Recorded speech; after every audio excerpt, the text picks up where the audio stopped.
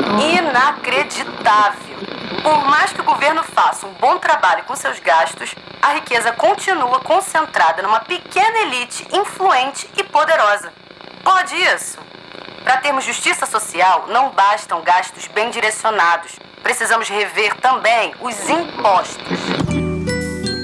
O debate fiscal, parte 4, impostos e justiça social. Nesta série de vídeos, estamos trabalhando com o conceito de desenvolvimento com justiça social e ambiental, alcançado através do crescimento da renda e de um bom direcionamento. Esse direcionamento é composto por 3 pilares: justiça social, planejamento e justiça ambiental. Se você não assistiu, recomendamos voltar nos vídeos anteriores para entender melhor. Neste vídeo, vamos debater o que são os impostos. Já a relação dos impostos com as contas públicas, isto é, o quanto o governo gasta e o quanto ele recebe, será tratada no vídeo seguinte. O que são os impostos? Imposto é um termo popular para falar de quando o governo cobra dinheiro das pessoas e empresas. Na verdade, dentro desse termo estão inclusos não só os impostos, mas algumas cobranças com outros nomes, como as contribuições para o INSS ou as taxas de incêndio ou do Detran. O nome técnico que engloba todas essas cobranças é tributos, pois elas formam o sistema tributário do Brasil. Mas para simplificar, nesse vídeo vamos chamar todas de impostos, no sentido amplo.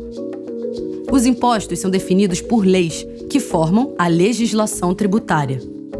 A legislação define vários tipos de impostos, por exemplo, impostos sobre consumo e produção, como o ICMS e o ISS, impostos sobre salários, como o INSS, FGTS e Imposto de Renda, impostos sobre lucros, aluguéis e rendas financeiras, como o Imposto de Renda, ou impostos sobre propriedades, como o IPTU. A legislação também define que alguns impostos serão mais altos e outros mais baixos. Isso afeta as decisões que as pessoas e as empresas tomam, criando incentivos ou desincentivos. O exemplo mais batido disso são os impostos sobre cigarros, que têm o objetivo de desincentivar o fumo. Ao afetar as decisões das pessoas e empresas, a legislação de impostos afeta o direcionamento da economia, para o bem ou para o mal. Na prática, a legislação que temos hoje é, em parte, o resultado de alguns momentos políticos da história em que foram feitas reformas amplas. De resto, ela é uma colcha de retalhos de muitas pequenas alterações, criando exceções para casos específicos que vão se acumulando. A forma pela qual essa legislação foi sendo criada ao longo do tempo gerou vários problemas. Vamos ver 3 exemplos de como ela afeta negativamente cada um dos 3 pilares do direcionamento da economia. Primeiro exemplo. Quando olhamos para o setor agrícola, vemos que os agrotóxicos e outros produtos químicos para a lavoura pagam pouquíssimos impostos. Isso incentiva o seu uso e, além de aumentar os lucros da lavoura, provoca um forte impacto ambiental. Esses incentivos ajudam a disseminar essas técnicas e a torná-las o único método rentável de agricultura, inviabilizando outros modos de plantio. Isso compromete o direcionamento da economia para a justiça ambiental. Segundo exemplo, quando olhamos para as grandes empresas no Brasil, vemos que elas possuem departamentos enormes dedicados a procurar brechas nos impostos de forma a pagar menos. Para se enquadrar nas brechas, elas fazem coisas como criar várias pessoas jurídicas para um mesmo negócio, colocar fábricas e centros de distribuição em estados distantes que cobram menos, criar pequenas alterações nos produtos para serem classificados diferente e muitas outras decisões que, na verdade, só atrapalham a produção. Isso contribui para que hoje nossa indústria esteja dispersa, frágil, sem integração com o restante da economia, com fábricas em locais distantes uns dos outros e envolvendo muitos custos de transporte. Assim, as muitas brechas e exceções na legislação tributária incentivam uma desorganização da economia, comprometendo seu planejamento. Terceiro exemplo. Hoje, quando olhamos para o mercado de trabalho no Brasil, vemos que uma empresa que contrata uma pessoa como carteira assinada precisa pagar muitos impostos, mesmo quando o salário é baixo. Mas se ela contratar uma outra empresa para fazer o mesmo trabalho, quase não paga impostos. Essa é uma das grandes causas da chamada pejotização do mercado de trabalho. Vemos muitas pessoas abrindo empresas individuais, como o MEI ou do Simples Nacional, para serem contratadas sem pagar impostos. Isso tem consequências bem mais profundas do que parece. Toda relação de trabalho é caracterizada por uma hierarquia, uma desigualdade de poder. Essa relação é regulada pela legislação trabalhista para proteger as pessoas contra injustiças, garantindo segurança no emprego, direitos trabalhistas e de aposentadoria e representação sindical. Essa relação de hierarquia continua na pejotização, mas sem a regulação das leis trabalhistas, porque a relação de trabalho fica disfarçada, como uma relação entre empresas. Então, o emprego é muito incerto, com facilidade de demissão e alta rotatividade, não há direitos trabalhistas e as pessoas estão dispersas sem representação sindical. A combinação de altos impostos sobre a carteira assinada em conjunto com os baixos impostos sobre as empresas estimula o processo de pejotização, que impossibilita que a legislação trabalhista possa garantir os direitos das pessoas e assim compromete a justiça social. Desse modo, dentre muitos problemas da nossa legislação tributária, vimos 3 exemplos representativos de como ela prejudica o direcionamento da economia. Por isso, é urgentemente necessário fazer uma reforma na legislação. Isso é, uma reforma tributária.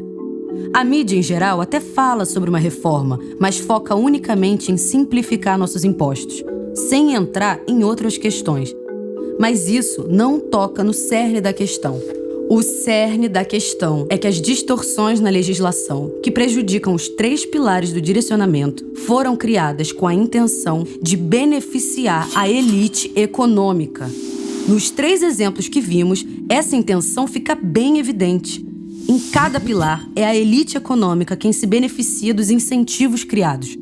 Vamos aprofundar esse assunto. A concentração de renda no nosso país é gritante. Vemos isso ao analisar o total da renda recebida por todas as pessoas no Brasil em um ano. Se pensarmos nessa renda em relação à população total, vemos que metade da renda vai para 95% da população, que são as pessoas que recebem até 5 salários mínimos por mês. A outra metade inteira é dividida por apenas 5% das pessoas. E se dividirmos essa metade da renda em 2, de um lado fica 4% da população, que inclui parte da classe média e recebe até 20 salários mínimos por mês. E do outro lado fica apenas o 1% mais rico da população, que sozinho recebe 1/4 de toda a renda nacional. Vamos olhar mais de perto esse 1% mais rico da população. São 2 milhões de pessoas que têm características bem homogêneas, sendo 83% pessoas autodeclaradas brancas, o que evidencia como a desigualdade social está muito relacionada à desigualdade racial. Essa desigualdade é ainda mais extrema quando avaliamos as propriedades que eles já possuem, isto é, o quanto já possuem de dinheiro guardado, terras, empresas, imóveis, etc.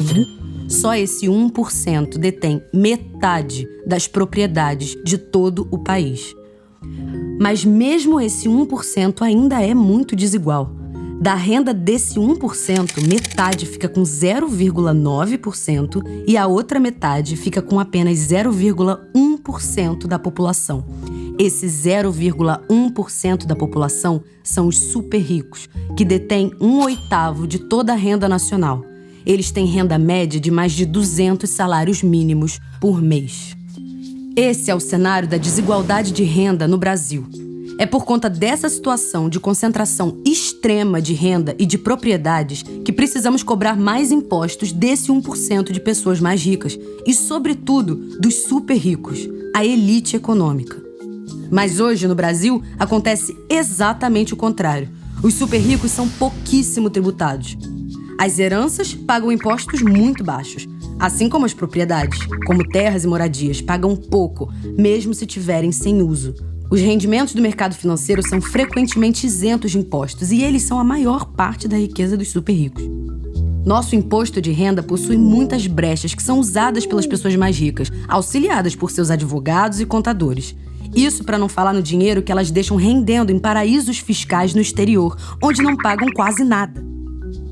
Dessa forma, o 1% mais rico paga poucos impostos no Brasil. Enquanto isso, as pessoas mais pobres pagam uma alta carga de impostos. Isso porque no Brasil temos altos impostos sobre salários, mesmo quando são salários baixos. E somos um caso internacionalmente extremo de altos impostos sobre consumo, os quais impactam mais as pessoas mais pobres, que precisam gastar quase toda a sua renda com o consumo de bens essenciais.